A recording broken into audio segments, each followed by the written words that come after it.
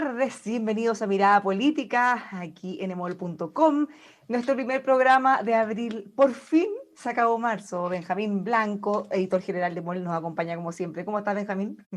Muy bien, muchas gracias. Se acabó marzo, pero nada asegura de que abril sea un mes corto. Yo creo que va a ser un mes largo a la espera de las elecciones, en fin, y con las cifras de la pandemia que son bastante angustiantes. Bueno, justamente, no sé ustedes, pero yo tengo la sensación de que marzo duró 1.000 millones de días. ¿Será igual, como dice Benjamín, abril? ¿Cómo estamos sobrellevando la pandemia, el cansancio, la fatiga pandémica, cómo nos está afectando? Bueno, tenemos muchos temas que hablar al respecto y para ello hoy estamos junto a Patricia May, antropóloga. Ella tiene mucho que decir justamente de estas materias. ¿Cómo está, Patricia? Bienvenida. Hola, Bárbara, ¿qué tal? Gusto de conversar con ustedes, con toda la gente que escucha. Bueno, Benjamín. Bueno, Patricia, justamente se habla de que estamos en el momento más oscuro de la pandemia. Se ocupa el concepto de la última milla, de los días más negros. Eh, la primera pregunta apunta un poco a eso. ¿Estamos en los momentos más negros, más oscuros? ¿Hay alguna luz? ¿Dónde podríamos buscar esa luz en estos momentos en que las cifras son tan complejas? Sí, Benjamín, mira, yo pienso que uno de los grandes temas es que de verdad estamos en una incertidumbre tal que, claro, tenemos ese sentimiento de que estamos en un momento muy negro. Yo creo que algo ha pasado esta semana en Chile, estas 2 últimas semanas, quizás tiene que ver también con la entrevista, ¿cierto?, a este médico de la Católica, que ha circulado mucho por las redes, no sé, como que hemos aterrizado en el dolor de lo que esto significa, muchas personas, que ya lo traíamos, ¿no? Pero creo que desde el año pasado teníamos como una esperanza. Yo recuerdo que en lo personal, con mi familia, con hijos, qué sé yo, todos pensamos, bueno, esto va a durar unos meses, este otro año vamos a estar. En algún momento dijimos 6 meses, después decíamos, no, capaz que el 2021, y ahora llegamos al 2021, y estamos en una incertidumbre total, en que estamos pensando que estamos en el momento más oscuro. Estamos en un momento muy oscuro, no cabe la menor duda, ¿ah? Pero sí es el más oscuro.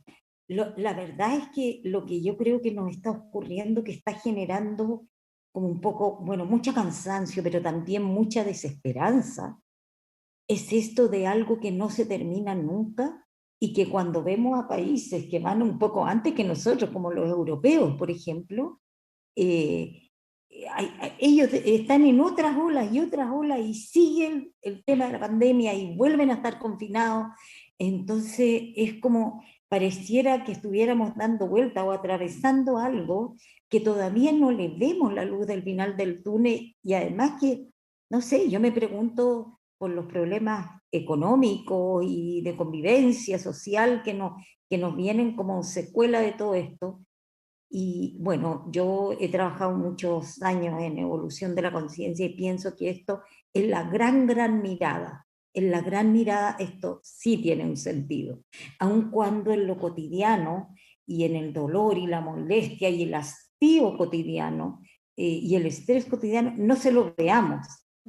Pero en lo profundo de mí y en mi pensamiento, no solo mío, sino que de muchos otros que han estado en la gran mirada, creo que esto sí tiene un sentido.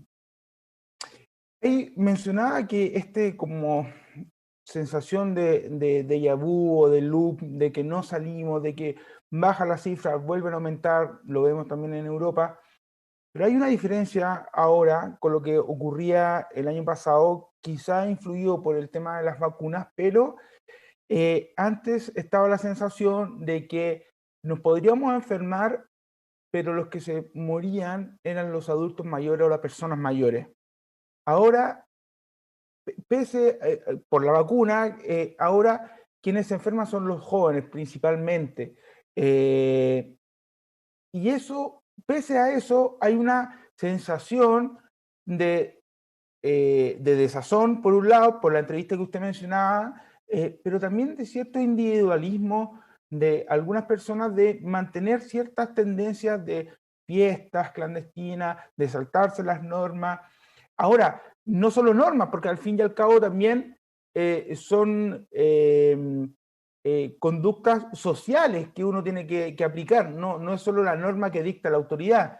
Ahí hay un cambio con lo ocurrido el año pasado. Sí, y seguramente por el hastío, además por la energía juvenil, ¿no?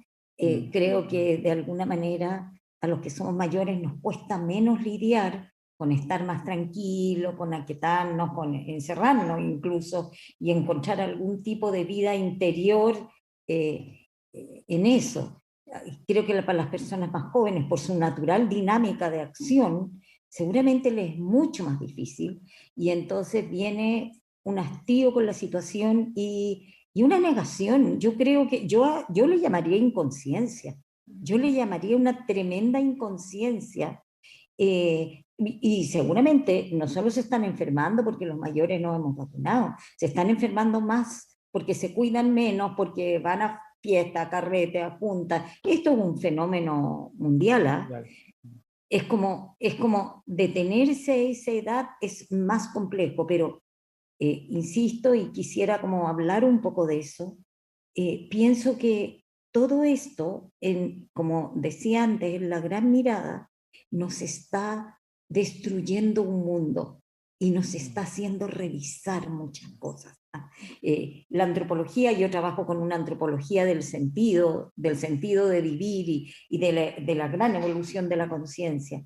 La antropología del sentido, en el fondo, para comprender los procesos humanos, se trabaja con grandes fechas y grandes procesos en que el ser humano se va percatando y va transitando hacia otras maneras, hacia otros paradigmas, hacia otras maneras de mirar en la realidad. Y yo tengo una metáfora que quisiera ponerla aquí, porque creo que es lo que puedo aportar más, digamos, con la gran mirada, más que con el tema más contingente, ¿ah? Y es lo siguiente, es que es como si nosotros hubiéramos estado en un valle, viviendo, el valle es ese mundo en que estábamos, que se terminó, que tenía ciertas lógicas, cierto paradigma, ciertas maneras de trabajar, donde la productividad, donde el rendimiento, donde la adrenalina, donde la contaminación, qué sé yo, donde incluso la inequidad social era simplemente parte de la vida, al menos en los países latinoamericanos, etc. Entonces, ¿qué ocurre?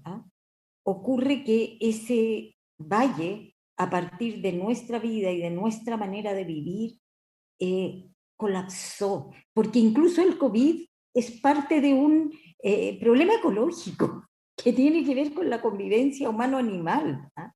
Aparentemente, ¿no? Entonces, disculpen que voy a transmitir un poquitito y me callo para que ustedes hablen, para terminar con la idea. Entonces, lo que ocurre es que esta forma de vivir colapsó estaba colapsando medioambientalmente.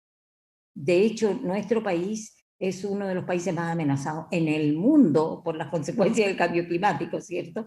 Estaba colapsando por el tema de inequidad y por el tema de las diferencias sociales y segregación, etcétera, etcétera, ¿cierto? Y eso lo vivimos desde octubre, así fue, con una gran estallido, pasión, despertar, ¿ah? Y estaba colapsando en relación a una crisis psicológica, yo diría psicológico-espiritual, interior de salud mental, en el cual también en Chile somos campeones, de los peores índices en el mundo, en las tres cosas. Entonces es como si de alguna manera nos hubieran, la vida misma y las consecuencias de nuestros actos, nos hubieran expulsado de ahí, y estamos atravesando un callejón oscuro, incierto, que parece no terminar nunca. A propósito de lo que Entonces usted yo, está... Benjamín, no lo veo como un loop, lo veo como un sendero con un pasaje donde vamos navegando. Pero a propósito de lo que usted nos menciona y lo que preguntó también Benjamín, ¿cómo se puede explicar entonces que en el caso de los más jóvenes, en un principio, tal como decía él, nos cuidamos, porque el mensaje era básicamente cuídense para cuidar a los demás, ¿cierto? Estábamos protegiendo a nuestros abuelos, nuestra familia, pero ahora estamos viendo, y no es una información que esté escondida, es una cosa que nosotros mismos nos hemos esforzado mucho por dar a conocer. Hay cepas más contagiosas, incluso más agresivas, los jóvenes están cayendo ya no solo contagiados, sino que incluso a las camas UCI y entonces, ¿qué pasa ahí cuando la gente tiene conciencia de que ahora sí es más peligroso, o está la sensación de que es mucho más peligroso, y ya definitivamente no le importa entonces? O ya estamos tan cansados que en realidad es como, bueno, que sea lo que tenga que ser, vamos a seguir yendo a fiestas, vamos a seguir siendo irresponsables, siendo que en realidad el escenario ahora es más complejo, por lo menos para ese segmento, de lo que teníamos el año pasado. Sí, yo me pregunto, fíjate, si ya para mucha gente joven, yo lo veo en algunos jóvenes cercanos, cercanos en mi familia, en que ya no quieren escuchar más. Ya basta. Es como, yo diría que hay un fenómeno de inconsciencia y también de negación, porque ya no quiero más. Y un poco lo que tú dices, Bárbara, bueno, que sea lo que sea, probablemente los abuelos están vacunados, ¿cierto? Y algunos papás, entonces ya, ahora que sea lo que sea, y parece que uno va aprendiendo con los años que a uno también le pasan las cosas. Puede tener que ver también, perdón que la interrumpa, con una sensación de decir, bueno, en realidad, ojalá que no me pase, y si me pasa no importa, porque para los que tenemos hijos, por ejemplo, quizá antes de pensar en nosotros, pensamos en los niños, pensamos en la familia, en el impacto que podría tener para otros el que a nosotros nos pase algo. Quizá una persona más joven no tiene esa conciencia, o en realidad ya no le importa a esta altura, después de, Yo creo llevamos que la más de un tienen año. mucho menos evidentemente que cuando se tienen hijos y la vida de uno se entrega, no se entrega, pero fundamentalmente se aboca, ¿cierto?, a servir y a dar y a colaborar con otros.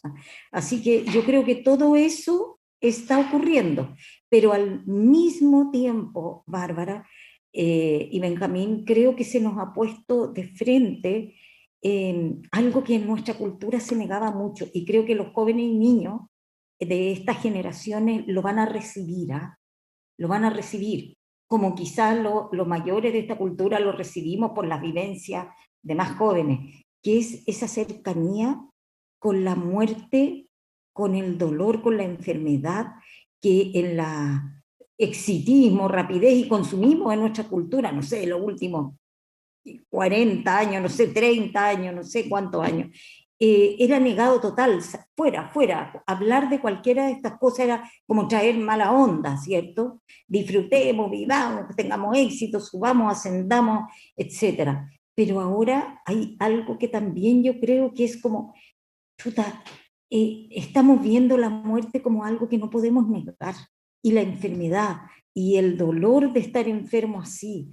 Entonces yo creo que esos son temas que a largo plazo son muy buenos, porque nuestra cultura, como de las pocas que han habido en la historia del planeta y que hay, estoy hablando de nuestra cultura occidental, ¿cierto?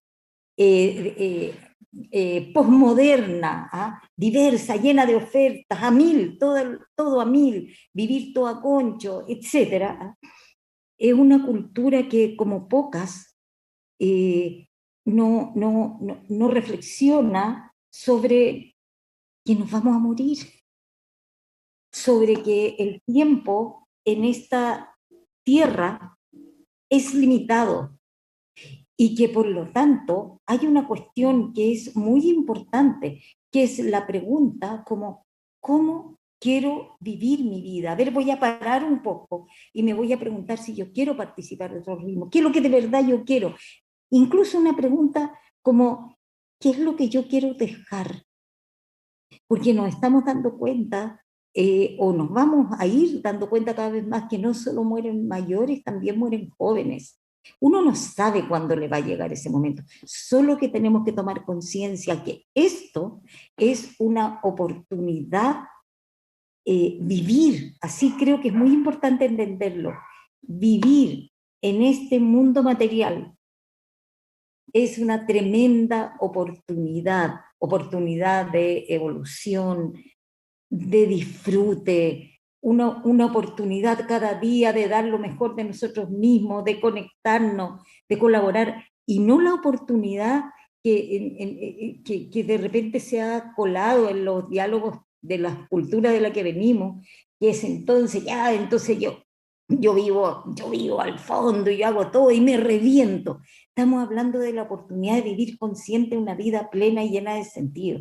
Y el ser humano cobra sentido cuando su vida, además de realizarla o realizarlo, aporta.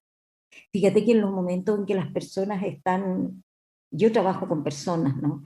Entonces, cuando estamos ante las cosas radicales de la vida, las grandes crisis interiores, las pérdidas, no sé, la partida de nuestros seres queridos, nosotros mismos enfermos, nos hacemos esa pregunta: ¿valió la pena mi vida? ¿Qué hice? ¿Qué voy a dejar? Y pienso que a nivel como masivo, ¿ah?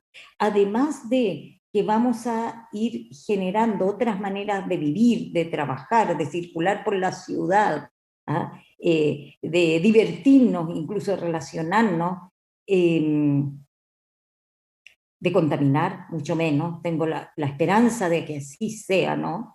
Eh, También quizás tenemos la oportunidad, yo no estoy segura de que eso ocurra a nivel masivo. Yo solo sé que quienes somos conscientes de eso tenemos que jugarnos para que eso ocurra en nuestros micromundos. Cuando yo digo micromundos, en las redes en que participo, en el mundo laboral en que vivo, en la familia, en los amigos, etcétera. Esos micromundos en que todos participamos, donde podamos poner otra calidad y otro sentido más profundo del vivir. Los chilenos tenemos esa capacidad de reflexionar. Lo planteo por lo siguiente. Considerando el estilo de vida que estábamos llevando y en este momento en que nos toca la pandemia, el estallido social anterior, ¿tenemos las herramientas como para poder hacernos todas estas preguntas en estos momentos?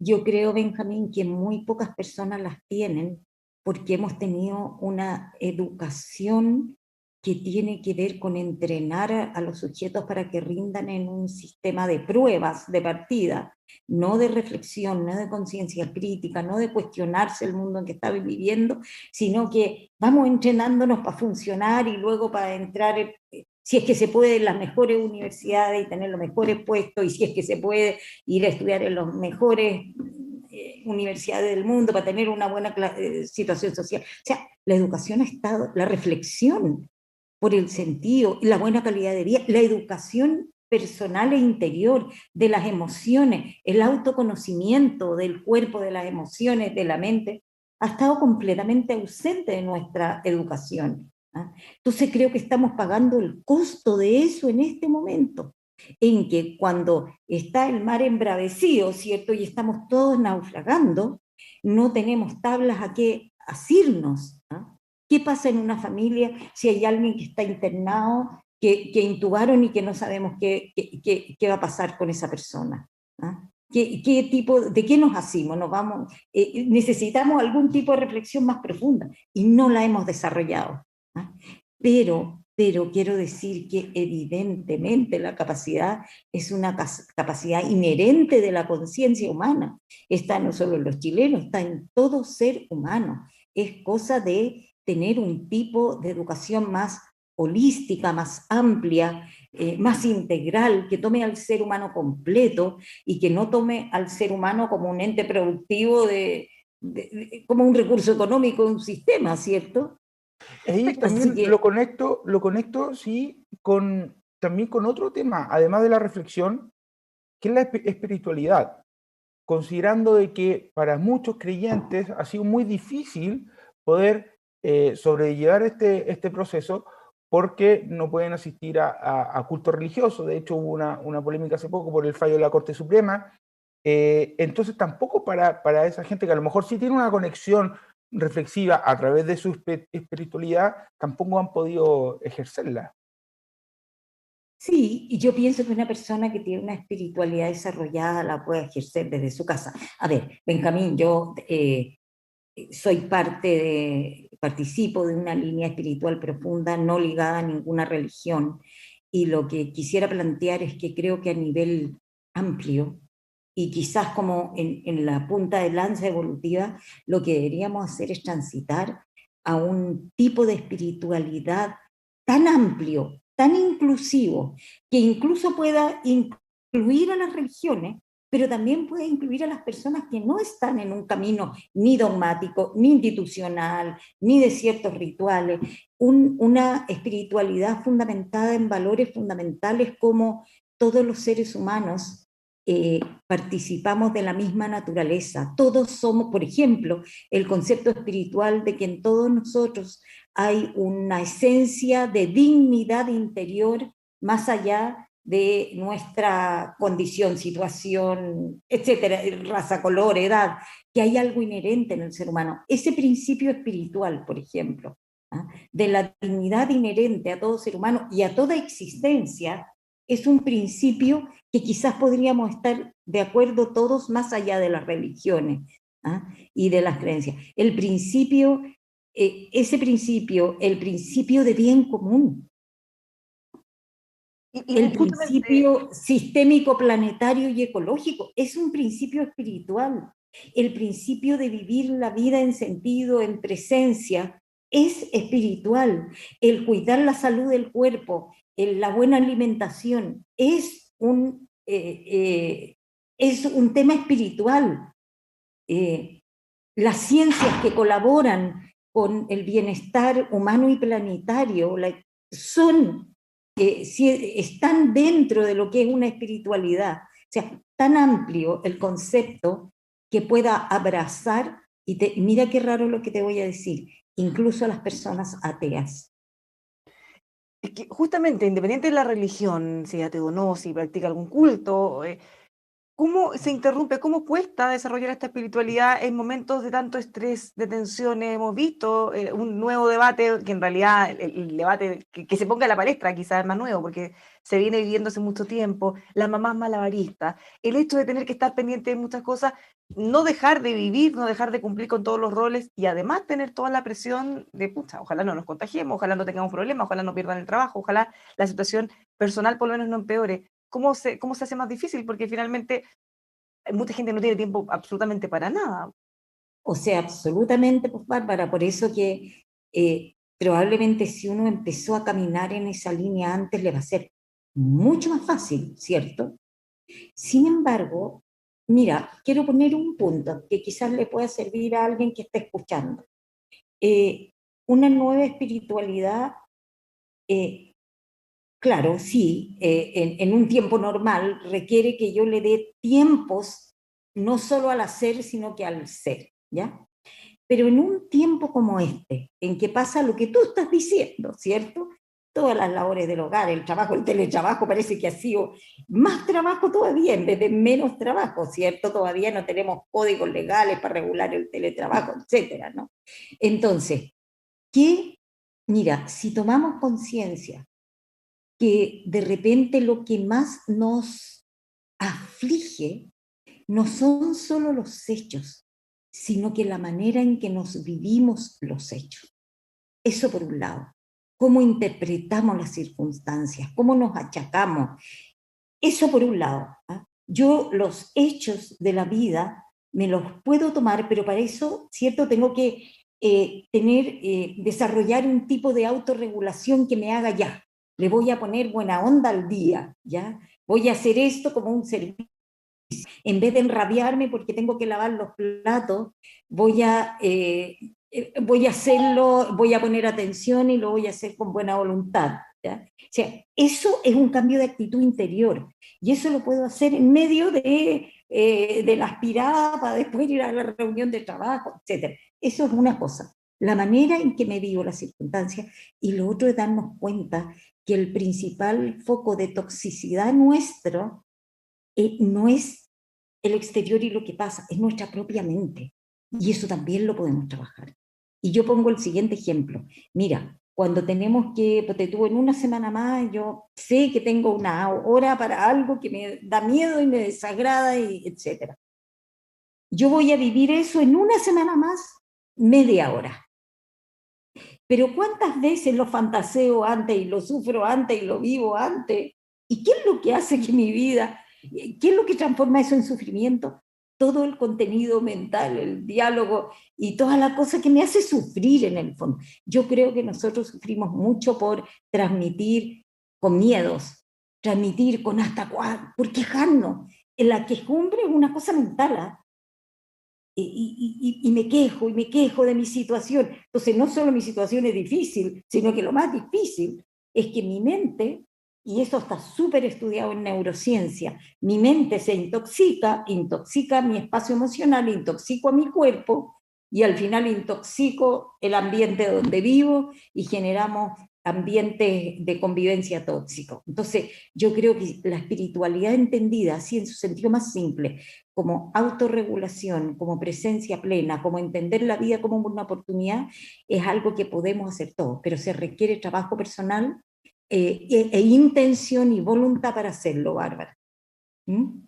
A propósito de eso, de cómo ese quejarse y cómo eso rodea el ambiente, al final es deseable proyectar el fin de la pandemia en el sentido de pensar el reencuentro, el salir, el juntarte con amigos, el imaginar este futuro, o es mejor aprender a convivir y entender que disfrutar lo que tenemos dentro del contexto actual y pensar que a lo mejor lo que se viene no va a ser igual a como era hace 2 años, por ejemplo.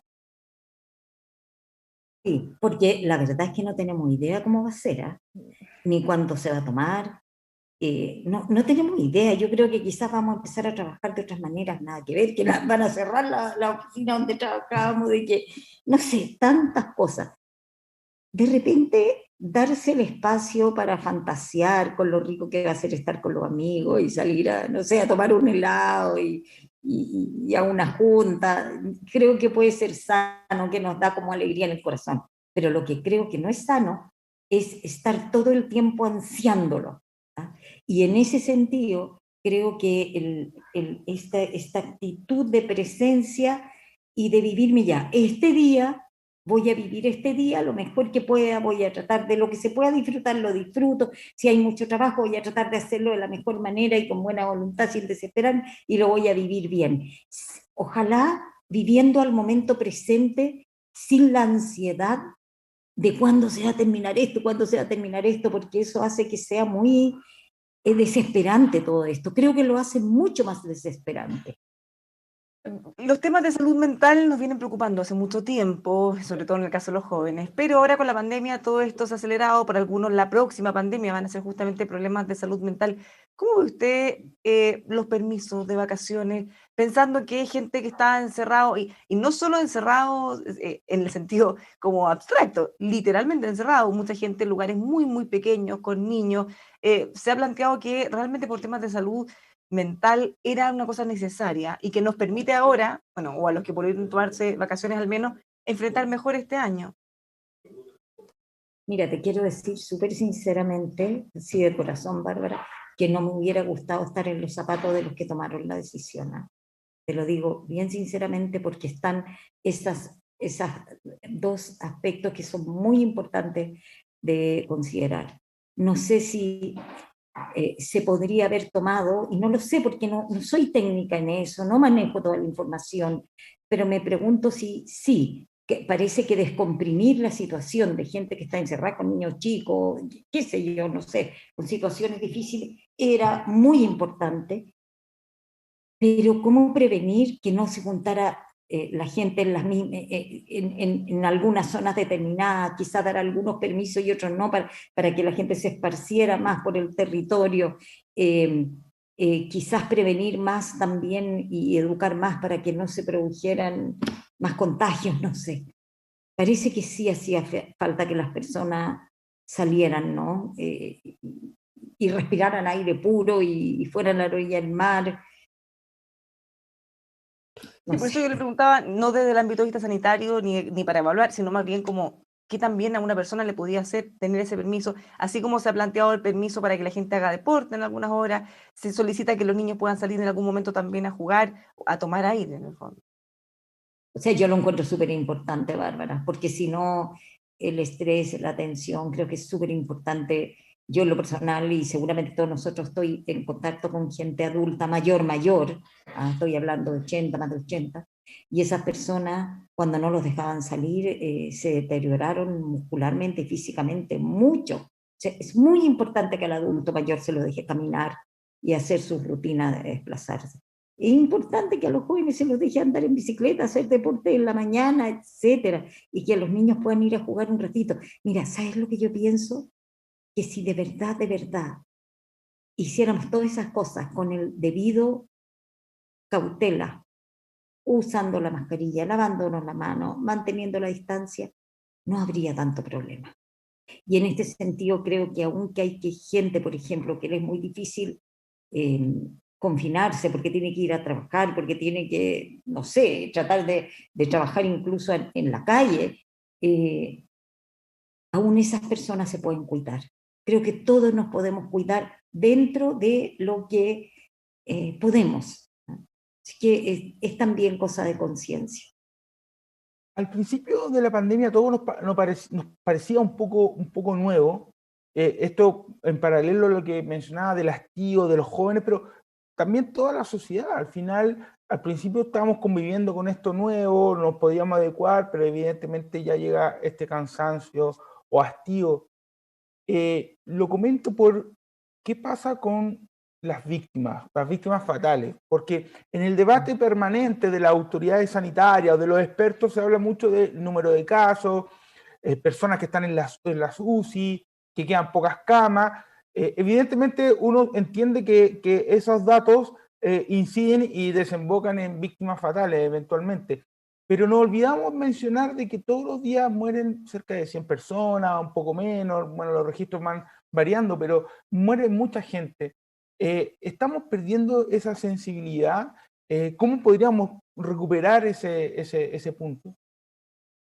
Sí, fíjate, Benjamín, yo pienso mucho en eso. Yo pienso cuando dan los índices diarios, digo, ¿cómo será esto para la persona que se le murió un ser querido? Y lo ponen ciento y tantas personas, y una de esas ciento y tantas personas, no sé, es tu papá, es tu mamá, es tu hermano, es tu pareja. Qué terrible debe ser, ¿no?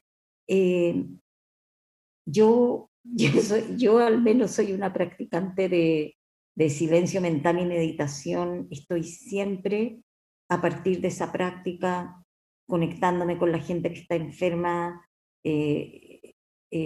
conectándome con ellas para enviarles paz, para generar desde mi mente un ambiente armónico para ellas. Creo que no es muy importante no deshumanizarse, pero lo que ocurre es que, claro, las personas se van y nos vamos anestesiando. Y quizás si no lo hiciéramos, sería más insoportable aún, Benjamín. En algo hay que anestesiar. O sea, si yo me sufriera de verdad como mío, cada una de esas 100 muertes diarias, no podría seguir viviendo. Así que, ¿sabes lo que yo creo que es súper sano?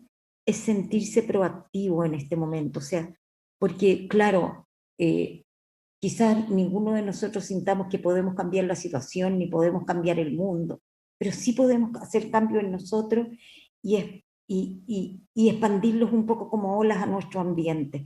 Y si yo estoy en un estado de serenidad, intento pensar y enviarle a esa persona que está enferma, que está desesperada y que está angustiada, como una ola de serenidad y de paz que nazca desde mi conciencia y mi corazón, y siento que de esa manera le puedo estar llegando. Yo tengo la certeza de que el pensamiento se transmite, de que el pensamiento es energía y de que mi pensamiento sí le va a llegar con todo el cariño y la paz a las personas que lo necesitan. ¿Ah? Y para qué decir, sentirme activo en un mundo mejor, en mi vida cotidiana, en mi entorno, hacer el esfuerzo, y eso requiere como todos los días volver a empezar, porque todos los días, si no partimos el día con una buena intención en este sentido, el mundo nos devora. Eso es lo que ha ocurrido todas estas décadas, que las personas están devoradas por el funcionar del mundo y no paran y no reflexionan, y desde ahí viene la inconsciencia y la participación en cosas muy dañinas, que si yo me hubiera puesto la mano en el corazón yo hubiera dicho yo no quiero hacer esto, yo no quiero vivir así.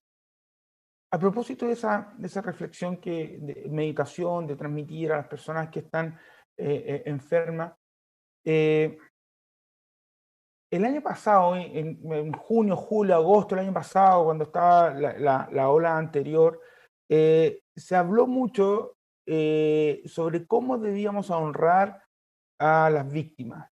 Después el debate se diluyó cuando bajaron las cifras, cuando se logró cierta normalidad, y ahora vuelve a surgir sobre cómo el Estado, la sociedad, el país y uno mismo debe o debemos honrar a nuestros muertos. ¿Qué harías tú? ¿Cuál es tu reflexión al respecto? A ver, yo haría, por ejemplo, en este momento tan duro en que no se puede ni siquiera estar con la persona, Claro, en que, claro, y en que el funeral, que es un ritual importante, en que participan todos los seres queridos, habitualmente tú ves gente que está ahí, que quiere a la persona que partió y que se acerca a quienes están más afectados, etc. Eso no está pudiendo ser. Yo dos cosas diría. A mí me ha tocado en estos años participar de algunos funerales online y me ha sorprendido mucho, fíjate, que me he hecho muy presente en ello y me he sentido de verdad partícipe. No sé, yo no he sido la que estoy ahí, que es un aforo, no sé, de 10 personas. No me ha tocado estar en esas 10 personas, pero pienso que probablemente el ver que hay mucha gente conectada con ellos y que les envían palabras cariñosas y de cercanía y de apoyo, los apoya. Creo que eso es muy importante. Yo antes de participar decía, ¿cómo? Esto no tiene sentido, pero cuando participé, de verdad me sentí ahí. Eso es una cosa que creo que es súper importante tener en cuenta. Y lo otro es que yo creo que los rituales son importantes. Byung-Chul Han acaba de escribir un libro que se llama El fin de los rituales, siempre dice que en esta cultura de correr y correr se están muriendo, o se estaban muriendo, no sé, ya estamos en otro tiempo, los rituales, y creo que es así. O sea, yo claramente, si hubiera un familiar cercano que ocurriera eso, le tendría un espacio, le prendería una velita, me sentaría ahí, le invocaría y le proyectaría lo mejor de mí, le desearía, yo desde mí, quizá otras personas orarían, yo le desearía un buen viaje y lo apoyaría y invocaría su guía, lo que sea para uno, pero creo que los rituales son muy importantes. ¿Ah? Así que de todas maneras esa es una manera de participar también. Ahora, me quedó algo dando vuelta a una cosa que dijo hace unos instantes. Bueno, obviamente si nosotros nos angustiáramos o consideráramos estas 100 fallecidos en el día o la cifra que sea, claro, probablemente no podríamos vivir. Pero ¿cómo compatibilizamos entonces eso con, de alguna manera, tomar conciencia, preocuparnos, ver, dimensionar la magnitud de lo que está pasando? Porque cada cierto tiempo hay algún médico, como ahora lo fue Glenn Hernández, por ejemplo, o podría haber sido otro, que nos da un remesón, nos muestra la crisis dramática que se está viviendo. Claro, y probablemente eso nos dure un poco de tiempo y finalmente nos vamos como del exceso a la negación. Tenemos que tener conciencia de todas Claro, maneras, más allá de que lo suframos o no de una manera distinta. de todas maneras, ¿sabes que yo diría que hay que trasladarse desde el angustiarse y achacarse a la profunda compasión? Compasión en el sentido budista. La compasión en el sentido budista es como un amor comprensivo, en que yo me pongo en el caso del otro y le envío mi amor, mi apoyo, comprendo su situación, pero no me angustio, sino que me conecto con mi capacidad de eh, amable, de amar y de empatizar y le envío esa paz a la persona. Yo creo que esa es una manera de hacerlo que no es indiferencia, pero tampoco es angustia. ¿Mm? Sí, a propósito también, eh, hablando de los ritos, pienso que también hay pueden volver a fortalecerse los ritos como, bueno, los funerales, pero también, por ejemplo, los matrimonios, que han estado ausentes, suspendidos, como fiesta, como encuentro, como espacio de encuentro que también puede lograr una fuerza post pandemia o lo que venga después. Ahora, eh, todo esto que hablamos lo vemos desde una perspectiva no individual, pero sí de cada uno, desde abajo. ¿Qué pasa cuando convive eso con lo que uno ve de las autoridades, y no digo de las decisiones que toman, sino también la tensión o la pelea permanente, esa sensación de falta de unidad, de falta o de creer que lo que te pasa, le pasa a uno, no le pasa al resto, porque también está esa sensación de atomizarse en momentos actuales, y eso tampoco lo vemos reflejado en la autoridad, que deberían ser quienes nos convoquen a una cruzada común. O sea, de todas maneras, Benjamín, yo creo que eso es algo gravísimo en este momento, digamos, el estado del mundo político. Yo creo que eso los ha desacreditado mucho ante la gente, el ver que muchas veces, yo no me atrevo tampoco a generalizar, porque uno no sabe todo, no está allá adentro, pero lo que al menos nos transmiten los medios es que están ahí de rencilla en rencilla, de lucha de poder, tratando de juntar votos, haciendo declaraciones para parecer más. O sea, ¿sabes qué? Yo creo que deberían cada vez darse cuenta más que las personas valoran cada vez más la transparencia y la coherencia en las personas.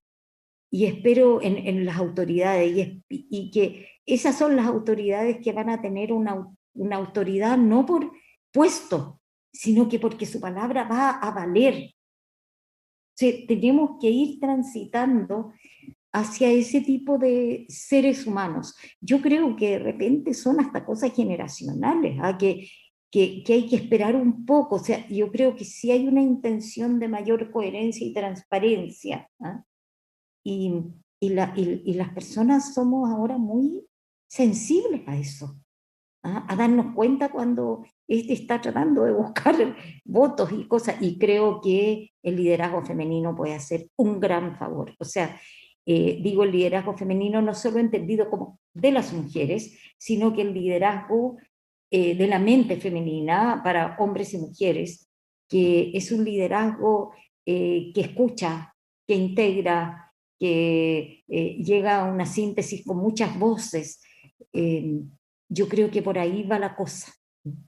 Así que tengo, pucha, a pesar de que, no sé, ese equipo, la convención constitucional, uno espera que no sea una pelea de gatos, ¿cierto? Porque yo al comienzo era mi gran esperanza la convención constitucional, y después me empecé a dar cuenta que capaz que eso fuera simplemente otra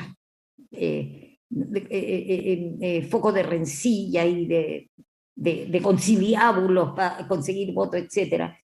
Puede ser, pero me da esperanza que hayan 50% de mujeres, que sea paritario, me da mucha esperanza. Patricia, muchísimas gracias por haber conversado con nosotros. Nos vamos a quedar con el último toque de optimismo en estos momentos tan duros, pues.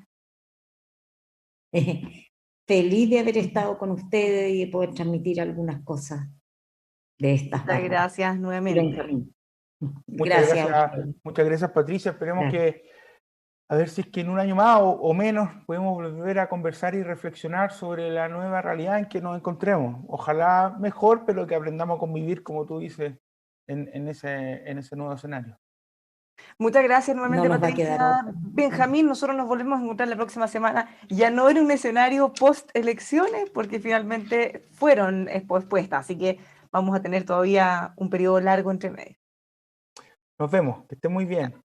Muchas gracias a todos por habernos acompañado. Como siempre, la invitación es a que siga junto a nosotros informándose, también reflexionando sobre estos temas importantes aquí en emol.com.